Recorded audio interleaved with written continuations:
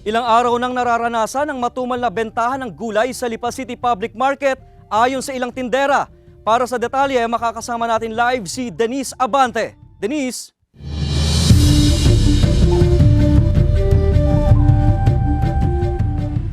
Paul, sa kabila ng mababang presyo ng mabibiling gulay sa Lipa City Public Market, dumadaing ang ilang mga tindera sa tumal ng bentahan pagsapit ng tanghali sa pamilihan.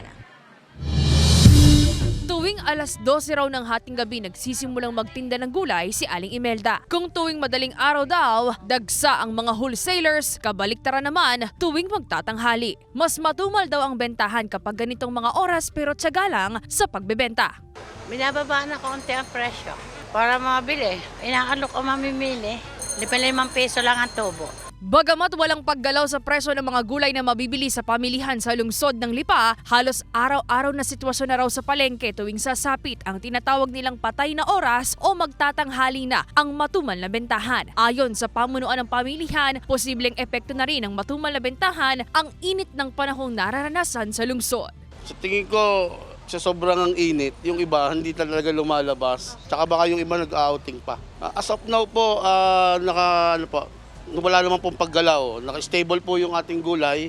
Tama naman po ang supply. Diskarte naman ng tinderang si Iya ang nakabalot ng mga gulay dahil mas patok daw ito sa mga mamimili. 60 pesos lang ang kada plastic ng gulay na pangpakbet na ito habang 15 pesos naman ang kada balot ng pangpansit. Ngayon kasi ang binabasihan ng customer, mura. Kung saan po sila makakatipid.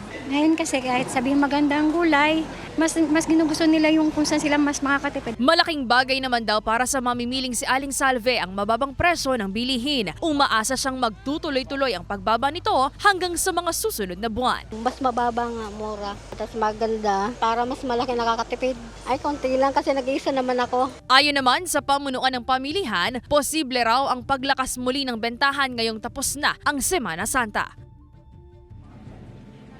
Paul, dito sa Batangas City New Market kung saan tayo nakapwesto ngayon, wala pa rin naman daw paggalaw sa presyo ng gulay pero sabi ng ilang mga tindera, ramdam na rin daw nila ang tumal ng bentahan. Paul? Maraming salamat, Denise Abante.